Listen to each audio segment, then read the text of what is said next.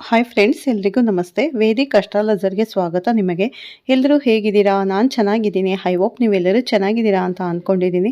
Please friends, ಈ ವಿಡಿಯೋನ ಫಸ್ಟಿಂದ ಕೊನೆವರೆಗೂ ಸ್ಕಿಪ್ ಮಾಡಿದೆ ನೋಡಿ. ನಿಮ್ಗೆ ಇಷ್ಟ ಆದರೆ ಲೈಕ್ ಮಾಡಿ, ಶೇರ್ ಮಾಡಿ. ಹೊಸದಾಗಿ ನೋಡೋರು ನಮ್ಮ ಚಾನಲ್ಗೆ ವೇದಿಕ್ ಅಸ್ಟ್ರಾಲಜರ್ಗೆ ಸಬ್ಸ್ಕ್ರೈಬ್ ಮಾಡ್ಕೊಳ್ಳಿ. ಪಕ್ಕದಲ್ಲಿರೋ ಬೆಲ್ ಐಕನ್ ಕ್ಲಿಕ್ ಮಾಡಿ. ನಾನು ಹಾಕೋ ಪ್ರತಿಯೊಂದು ವಿಡಿಯೋ ನೋಟಿಫಿಕೇಷನ್ಗೆ ಬರುತ್ತೆ, ತಕ್ಷಣ ನೋಡ್ಬೋದು.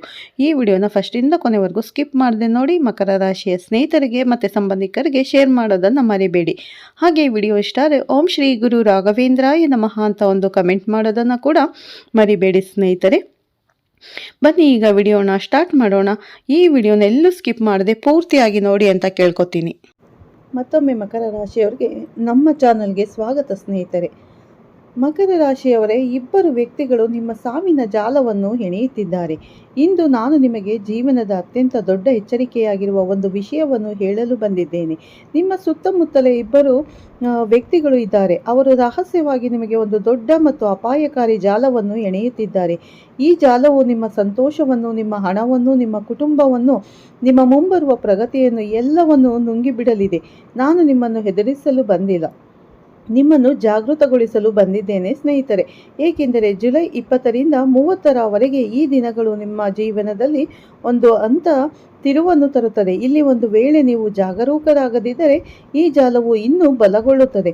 ಆದರೆ ಒಂದು ವೇಳೆ ನೀವು ಅರ್ಥ ಮಾಡಿಕೊಂಡು ಸರಿಯಾದ ಹೆಜ್ಜೆಯನ್ನು ಇಟ್ಟರೆ ಅದೇ ಜಾಲದಲ್ಲಿ ಆ ಜನರು ತಮ್ಮದೇ ಕಾಲುಗಳಿಂದ ಸಿಕ್ಕಿ ಬೀಳಬಹುದು. ಈ ಸಮಯದಲ್ಲಿ ಶನಿದೇವನು ಜುಲೈ 27ರಂದು ತಮ್ಮ ವಕ್ರ ಚಲನೆಯನ್ನು ಪ್ರಾರಂಭಿಸಲಿದ್ದಾರೆ. ಶನಿಯು ವಕ್ರವಾಗಿದ್ದಾಗ ಹಿಂದೆ ಮಾಡಲಾದ ಯಾವುದೇ ತಪ್ಪು ಕೆಲಸದ ಪ್ರಭಾವವು ಅದನ್ನು ಮಾಡಿದವರ ಮೇಲೆ ಬೀಳಲು ಪ್ರಾರಂಭಿಸುತ್ತದೆ. ಇದರೊಂದಿಗೆ ಗುರುಗ್ರಹವು ಸೂರ್ಯನಿಗೆ ಅತ್ಯಂತ ಹತ್ತಿರ ಬರುವ ಕಾರಣದಿಂದ ತನ್ನ ಪೂರ್ಣ ಶಕ್ತಿಯನ್ನು ಸ್ವಲ್ಪ ಮರೆಮಾಡುತ್ತದೆ. ಇಂಥ ಪರಿಸ್ಥಿತಿಯಲ್ಲಿ ನಕಾರಾತ್ಮಕ ಶಕ್ತಿಗಳು ಹೆಚ್ಚು ಸಕ್ರಿಯವಾಗುತ್ತದೆ. ಇದೇ ಕಾರಣಕ್ಕೆ ನಿಮ್ಮ ವಿರುದ್ಧ ಎಣೆಯಲಾಗುತ್ತಿರುವ ಸಂಚು ಈ ದಿನಗಳಲ್ಲಿ ವೇಗವಾಗಿ ಮುಂದೆ ಸಾಗುತ್ತಿದೆ. ಆ ಇಬ್ಬರು ವ್ಯಕ್ತಿಗಳು ನಿಮ್ಮ ಹತ್ತಿರ, ನಿಮ್ಮ ಅತ್ಯಂತ ಆಪ್ತ ವಲಯದಲ್ಲಿ ಕುಳಿತಿದ್ದಾರೆ. ಒಬ್ಬನು ನಿಮ್ಮೊಂದಿಗೆ ನಗುತ್ತಾ ಮಾತನಾಡುತ್ತಾನೆ, ನಿಮ್ಮೊಂದಿಗೆ ಊಟ ಮಾಡುತ್ತಾನೆ, ನಿಮ್ಮ ಪ್ರತಿಯೊಂದು ಸಣ್ಣ ಮತ್ತು ದೊಡ್ಡ ವಿಷಯವನ್ನು ತಿಳಿದುಕೊಂಡಿದ್ದಾನೆ. ಆದರೆ ಒಳಗಿನಿಂದ ನಿಮ್ಮ ಪ್ರತಿಯೊಂದು ಪ್ರಗತಿಯನ್ನು ಕಂಡು ಹೊಟ್ಟೆ ಉರಿ ಪಡುತ್ತಾನೆ. ನೀವು ಸ್ವಲ್ಪ ಮುಂದೆ ಸಾಗಿದರೆ ಅವನಿಗೆ ರಾತ್ರಿ ನಿದ್ದೆ ಬರುವುದಿಲ್ಲ. ಎರಡನೇ ವ್ಯಕ್ತಿ ನಿಮ್ಮೊಂದಿಗೆ ತುಂಬ ಪ್ರೀತಿಯಿಂದ ಮಾತನಾಡುತ್ತಾನೆ, ನಿಮ್ಮ ಪ್ರತಿಯೊಂದು ದುಃಖದಲ್ಲಿ ಜೊತೆಯಾಗಿ ಇರುವುದಾಗಿ ಭರವಸೆ ನೀಡುತ್ತಾನೆ, ನಿಮ್ಮನ್ನು ಭಾವನಾತ್ಮಕವಾಗಿ ತನ್ನ ಜಾಲದಲ್ಲಿ ಬಂಧಿಸಿ ಬಿಡುತ್ತಾನೆ.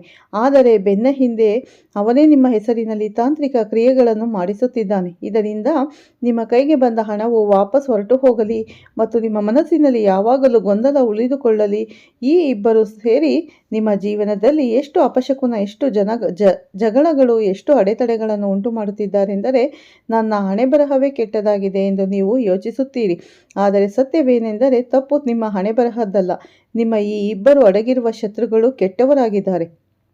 ಅವರು ನಿಮ್ಮ ಮನೆಯ ಬಾಗಿಲಲ್ಲಿ ರಾತ್ರಿ ಕತ್ತಲಲ್ಲಿ ರಹಸ್ಯವಾಗಿ ಕೆಲವು ತಾಂತ್ರಿಕ ಕ್ರಿಯೆಗಳನ್ನು ಮಾಡಿ ಹೋಗುತ್ತಾರೆ. ನಿಮ್ಮ ಭಾವಚಿತ್ರದ ಮೇಲೆ, ಅಂದರೆ ಫೋಟೋದ ಮೇಲೆ ಬಂಧನವನ್ನು ಹೇರುತ್ತಾರೆ. ನಿಮ್ಮ ಹೆಸರಿನಲ್ಲಿ ಗೊಂಬೆಗಳನ್ನು ಮಾಡಿ ಅದರ ಮೇಲೆ ಪ್ರಭಾವ ಬೀರುತ್ತಾರೆ. ನಿಮ್ಮ ಕಷ್ಟದ ಫಲ ನಿಮಗೆ ಸಿಗಬಾರದು ಎಂಬುದು ಅವರ ಉದ್ದೇಶವಾಗಿರುತ್ತದೆ. ಎದುರಿನಿಂದ ಅವರು ನಿಮ್ಮೊಂದಿಗೆ ಎಷ್ಟು ಸಿಹಿಯಾಗಿ ಮಾತನಾಡುತ್ತಾರೆ ಮತ್ತು ಎಷ್ಟು ಕೃತಕ ನಗುವನ್ನು ತೋರಿಸುತ್ತಾರೆ ಎಂದರೆ ನಿಮಗೆ ಎಂದಿಗೂ ಅನುಮಾನ ಪಡಲು ಸಾಧ್ಯವಾಗುವುದಿಲ್ಲ. ಅವರು ನಿಮ್ಮ ಒಳ್ಳೆಯತನವನ್ನು ನಿಮ್ಮ ದೌರ್ಬಲ್ಯ ಎಂದು ತಿಳಿದುಕೊಂಡಿದ್ದಾರೆ. ಈಗ ನೀವು ಯೋಚಿಸುತ್ತಿರಬಹುದು, ಅಷ್ಟಕ್ಕೂ ಆ ಇಬ್ಬರು ಯಾರು? ಅವರ ನಿಜವಾದ ಗುರುತು ಏನು? ಸ್ನೇಹಿತರೆ, ಅವರ ಗುರುತು ಅವರ ನಡವಳಿಕೆಯಿಂದ ತಿಳಿಯುತ್ತದೆ. ಮೊದಲನೇ ವ್ಯಕ್ತಿ ನಿಮ್ಮಂತೆ ಕಾಣುವವನು, ನಿಮ್ಮ ಆಲೋಚನೆಗೆ ಹೊಂದುವಂತೆ ಮಾತುಗಳನ್ನೇ ಆಡುತ್ತಾನೆ. ಆದರೆ ನೀವು ಯಶಸ್ವಿಯಾದಾಗ ಅವನ ಕಣ್ಣುಗಳು ಕೆಂಪಾಗುತ್ತವೆ. ಅವನು ನಿಮ್ಮ ಜನಪ್ರಿಯತೆ ಮತ್ತು ನಿಮ್ಮ ಹಣ ಮತ್ತು ನಿಮ್ಮ ಕುಟುಂಬದ ಶಾಂತಿಯನ್ನು ಕಂಡು ಹೊಟ್ಟೆ ಉರಿಯುತ್ತಾನೆ. ಎರಡನೇ ವ್ಯಕ್ತಿ ನಿಮ್ಮ ಮನಸ್ಸಿಗೆ ಹತ್ತಿರವಾದವನಂತೆ ನಟಿಸುತ್ತಾನೆ. ಅವನು ನಿಮ್ಮನ್ನು ಪದೇ ಪದೇ ಭಾವನಾತ್ಮಕ ಜಾಲದಲ್ಲಿ ಸಿಲುಕಿಸುತ್ತಾನೆ, ನಿಮಗೆ ಅಂತಹ ಸಲಹೆಗಳನ್ನು ನೀಡುತ್ತಾನೆ. ಅದರಿಂದ ನಿಮಗೆ ನಷ್ಟವೇ ಆಗುತ್ತದೆ. ಈ ಇಬ್ಬರು ನಿಮ್ಮ ಜೀವನದ ರಹಸ್ಯಗಳನ್ನು ತಿಳಿದುಕೊಂಡಿದ್ದಾರೆ ಮತ್ತು ಅದೇ ಮಾಹಿತಿಯನ್ನು ನಿಮ್ಮ ವಿರುದ್ಧವೇ ಬಳಸುತ್ತಿದ್ದಾರೆ. ಜುಲೈ ತಿಂಗಳ ಈ ದಿನಗಳಲ್ಲಿ ಶನಿಯು ವಕ್ರಿಯಾಗಲಿರುವಾಗ ಈ ಇಬ್ಬರು ಇನ್ನೂ ಹೆಚ್ಚು ಸಕ್ರಿಯರಾಗಿದ್ದಾರೆ. ಏಕೆಂದರೆ ಈಗ ತಮ್ಮ ಜಾಲವು ಇನ್ನಷ್ಟು ಬಲಗೊಳ್ಳುತ್ತಿದೆ ಎಂದು ಅವರಿಗೆ ಅನಿಸುತ್ತಿದೆ. ಸ್ನೇಹಿತರೆ, ಈಗ ನಾನು ನಿಮಗೆ ಕೆಲವು ಸೂಚನೆಗಳನ್ನು ಹೇಳುತ್ತಿದ್ದೇನೆ. ಅವುಗಳಿಂದ ಈ ಜಾಲವು ನಿಮ್ಮ ಜೀವನದ ಮೇಲೆ ಪರಿಣಾಮ ಬೀರದಂತೆ ಅಥವಾ ಇಲ್ಲವೇ ಎಂಬುದನ್ನು ಅರ್ಥ ಮಾಡಿಕೊಳ್ಳುವಂತೆ ಮೊದಲನೇ ಸೂಚನೆ, ನೀವು ಯಾವುದೇ ಹೊಸ ಕೆಲಸವನ್ನು ಪ್ರಾರಂಭಿಸಿದಾಗ ಅಥವಾ ಯಾವುದೇ ಹೊಸ ಯೋಜನೆಯನ್ನು ರೂಪಿಸಿದಾಗ ಆರಂಭದಲ್ಲಿ ಎಲ್ಲವೂ ಸರಿಯಾಗಿರುತ್ತದೆ ಎಂದು ಅನಿಸುತ್ತದೆ.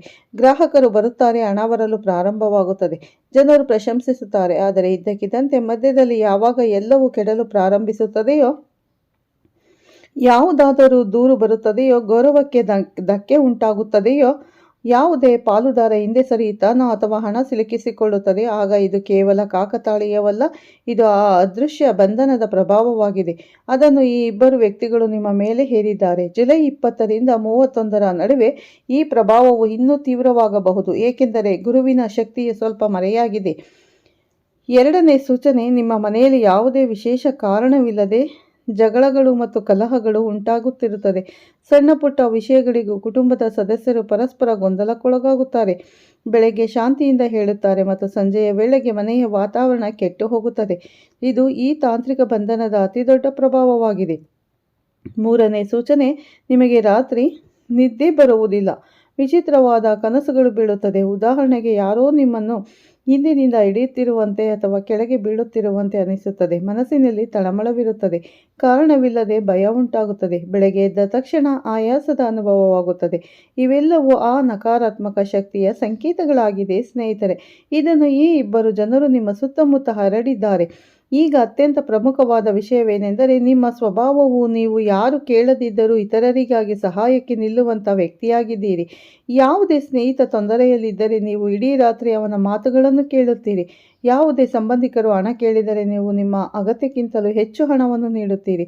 ಕುಟುಂಬಕ್ಕಾಗಿ ನೀವು ಸಂತೋಷ, ನಿಮ್ಮ ಸಮಯ ಮತ್ತು ನಿಮ್ಮ ನಿದ್ದೆ ಎಲ್ಲವನ್ನು ತ್ಯಾಗ ಮಾಡುತ್ತೀರಿ. ಆದರೆ ನಿಮಗೆ ಸ್ವತಃ ಯಾವುದೇ ವಿಷಯದ ಅಗತ್ಯವಿದ್ದಾಗ, ನೀವು ತೃಪ್ತಿಗೆಟ್ಟಾಗ, ನೀವು ಏಕಾಂಗಿಯಾದಾಗ ನಿಮ್ಮ ಸುತ್ತ ಯಾರೂ ಇರುವುದಿಲ್ಲ. ನೀವು ಒಳಗೊಳಗೆ ನೊಂದರೂ ಹೊರಗಿನಿಂದ ಒಬ್ಬ ಬಲಿಷ್ಠ ವ್ಯಕ್ತಿಯಂತೆ ಕಲ್ಲಿನಂತೆ ನಿಂತಿರುತ್ತೀರಿ. ಜನರು ನಿಮ್ಮ ಈ ಮೌನ ಮತ್ತು ಧೈರ್ಯವನ್ನು ತಪ್ಪಾಗಿ ಅರ್ಥೈಸಿಕೊಳ್ಳುತ್ತಾರೆ. ನೀವು ಏನನ್ನು ಬೇಕಾದರೂ ಸಹಿಸಿಕೊಳ್ಳುತ್ತೀರಿ ಎಂದು ಅವರು ಭಾವಿಸುತ್ತಾರೆ. ಇದೇ ಕಾರಣಕ್ಕೆ ಆ ಇಬ್ಬರು ವ್ಯಕ್ತಿಗಳು ನಿಮ್ಮನ್ನು ತಮ್ಮ ಅತ್ಯಂತ ಸುಲಭದ ಶಿಕಾರಿ, ಎಂದರೆ ಬಲಿಪಶು ಎಂದು ಭಾವಿಸಿದ್ದಾರೆ. ನೀವು ಇತರರ ಉದ್ದೇಶದ ಮೇಲೆ ಎಂದಿಗೂ ಸಂಶಯ ಪಡುವುದಿಲ್ಲ.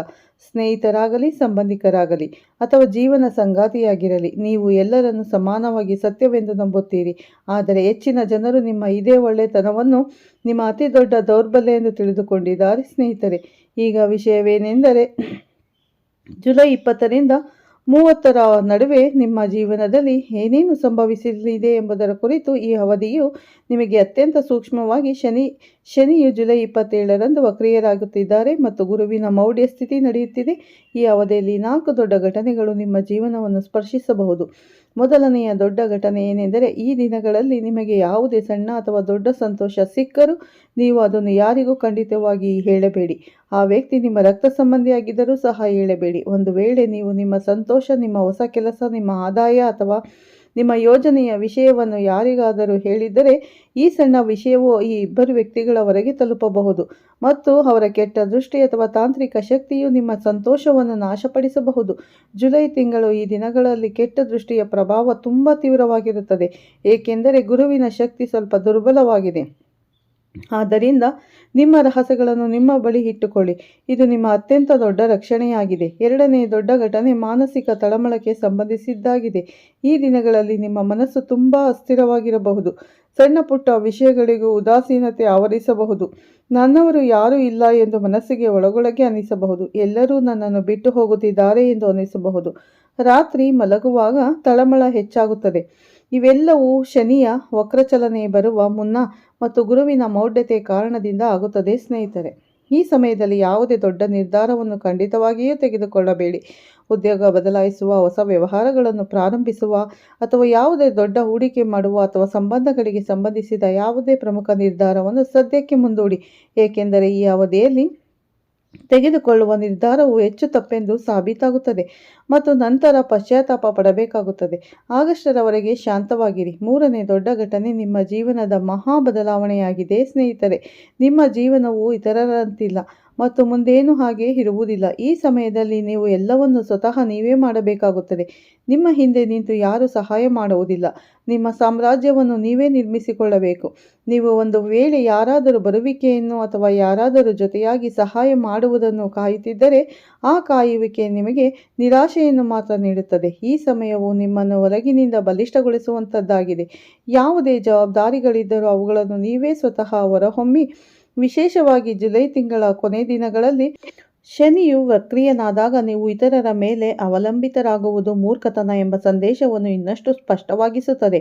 4ನೇ ಮತ್ತು ಅತ್ಯಂತ ದೊಡ್ಡ ಘಟನೆ ಏನೆಂದರೆ ಈ ಸಂತೋಷವು ನಿಮಗೆ ಸಿಗಲಿದೆ. ಅದಕ್ಕಾಗಿ ನೀವು ವರ್ಷಗಳಿಂದ ಕಾಯುತ್ತಿದ್ದೀರಿ. ಜುಲೈ ತಿಂಗಳ ಈ ದಿನಗಳಲ್ಲಿ ಒಂದು ವೇಳೆ ನೀವು ಜಾಗರೂಕರಾಗದಿದ್ದರೆ ಈ ಇಬ್ಬರು ವ್ಯಕ್ತಿಗಳಿಂದ ದೂರವಿರಲು ಮತ್ತು ಪರಿಹಾರಗಳನ್ನು ಮಾಡಿದರೆ ಆಗಸ್ಟ್ನಲ್ಲಿ ನಿಮಗೆ ಅಂತಹ ಸುಖ ಸಿಗುತ್ತದೆ. ಏಕೆಂದರೆ ದೀರ್ಘಕಾಲ ಹಸಿದಿದ್ದ ನಂತರ ಇದ್ದಕ್ಕಿದ್ದಂತೆ ವಿವಿಧ ಬಗೆಯ ಭೋಜನ ತಟ್ಟೆ ಕಣ್ಣು ಮುಂದೆ ಬಂದಂತೆ ಇಷ್ಟು ವರ್ಷಗಳ ಹಣದ ತೊಂದರೆ ಮತ್ತು ಕುಟುಂಬ ಸುಖದ ಕಳವಳ, ಜೀವನ ಸಂಗಾತಿಯ ನೆಮ್ಮದಿಯ ಕೊರತೆ ಇವೆಲ್ಲವೂ ನಿಧಾನವಾಗಿ ಕೊನೆಗೊಳ್ಳಲು ಪ್ರಾರಂಭಿಸುತ್ತದೆ. ಆಗಸ್ಟ್ನಲ್ಲಿ ಇದ್ದಕ್ಕಿದ್ದಂತೆ ಹಣದ ಹರಿವು ಹೆಚ್ಚಾಗುತ್ತದೆ. ಹೊಸ ದಾರಿಗಳು ತೆರೆದುಕೊಳ್ಳಬಹುದು. ಮನೆಯಲ್ಲಿ ಶಾಂತಿ ನೆಲೆಸಲಿದೆ. ಹಳೆಯ ಬಾಕಿ ಇದ್ದ ಕೆಲಸಗಳು ಪೂರ್ಣಗೊಳ್ಳಬಹುದು ಮತ್ತು ದೇವರು ಅಂತಿಮವಾಗಿ ನನ್ನ ಪ್ರಾರ್ಥನೆಯನ್ನು ಕೇಳಿದ್ದಾನೆಂದು ನಿಮಗೆ ಅನಿಸುತ್ತದೆ. ಆದರೆ ನೀವು ಈ ಇಬ್ಬರು ವ್ಯಕ್ತಿಗಳಿಂದ ತಕ್ಷಣವೇ ಅಂತರವನ್ನು ಕಾಯ್ದುಕೊಂಡರೆ ಮತ್ತು ಪರಿಹಾರಗಳನ್ನು ಪ್ರಾರಂಭಿಸಿದರೆ ಮಾತ್ರ ಇದು ಸಾಧ್ಯವಾಗುತ್ತದೆ.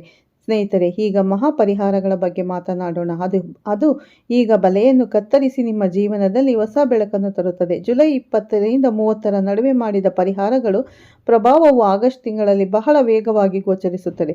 ಏಕೆಂದರೆ ಶನಿಯ ಹಿಮ್ಮುಖ ಚಲನೆಯಲ್ಲಿದ್ದಾಗ ನಕಾರಾತ್ಮಕ ಶಕ್ತಿಗಳು ದುರ್ಬಲಗೊಳ್ಳುತ್ತವೆ. ಮೊದಲ ಪರಿಹಾರವಾಗಿ ಮಂಗಳವಾರದಂದು ಹನುಮಾನ್ ದೇವಸ್ಥಾನಕ್ಕೆ ಭೇಟಿ ನೀಡಿ ಬೆಳಗ್ಗೆ ಸ್ನಾನ ಮಾಡಿದ ನಂತರ ಕೆಂಪು ಬಟ್ಟೆಗಳನ್ನು ಧರಿಸಿ ಹನುಮಾನ್ ದೇವರಿಗೆ ಕೆಂಪು ಹೂ, ಕೆಂಪು ಶ್ರೀಗಂಧ, ಬೂಂದಿ ಲಡ್ಡುಗಳನ್ನು ನೈವೇದ್ಯವಾಗಿ ಅರ್ಪಿಸಿ ನಂತರ ಏಕಾಂತದಲ್ಲಿ ಕುಳಿತು ಹನುಮಾನ್ ಚಾಲೀಸವನ್ನು 11 ಬಾರಿ ಪಠಿಸುವಾಗ ಮನಸ್ಸಿನಲ್ಲಿ ಹನುಮಾನ್ ದೇವರನ್ನು ಜ್ಞಾಪಿಸಿ ಅವರ ಶಕ್ತಿ, ಅವರ ನಿಷ್ಠೆ ಮತ್ತು ಅವರ ವಚನಗಳನ್ನು ನೆನಪಿಸಿಕೊಳ್ಳಿ. ಪಟ್ಟಣದ ನಂತರ ಕೈ ಜೋಡಿಸಿ ಪ್ರಾರ್ಥಿಸಿ, ಓ ಬಜರಂಗಬಲಿ, ನನ್ನ ಶತ್ರುಗಳ ತಂತ್ರ ಮಂತ್ರ, ಅವರ ಪಿತೂರಿಗಳು, ಅವರ ಬಂಧನಗಳು ಇನ್ನು ನನ್ನ ಜೀವನದ ಮೇಲೆ ಪರಿಣಾಮ ಬೀರದಂತೆ ನೋಡಿಕೊಳ್ಳಿ. ನೀವು ನನ್ನ ಮತ್ತು ನನ್ನ ಕುಟುಂಬವನ್ನು ರಕ್ಷಿಸಿ. ನನ್ನ ವಿರುದ್ಧ ಕಪ್ಪು ಶಕ್ತಿಗಳನ್ನು ಯಾರು ಕಳುಹಿಸುತ್ತಿದ್ದಾರೋ ಅವರ ಶಕ್ತಿ ನಿಷ್ಪ್ರಯೋಜಕವಾಗಲಿ. ಈ ಪ್ರಾರ್ಥನೆಯನ್ನು ಮನಸ್ಪೂರ್ವಕವಾಗಿ ಮಾಡಿ. ಈ ಪರಿಹಾರವು ನಿಮ್ಮ ಸುತ್ತಲೂ ಅಂತರಕ್ಷಣಾ ಕವಚವನ್ನು ನಿರ್ಮಿಸುತ್ತದೆ. ಅದು ಯಾವುದೇ ನಕಾರಾತ್ಮಕ ಶಕ್ತಿಯು ನಿಮ್ಮನ್ನು ತಲುಪದಂತೆ ತಡೆಯುತ್ತದೆ.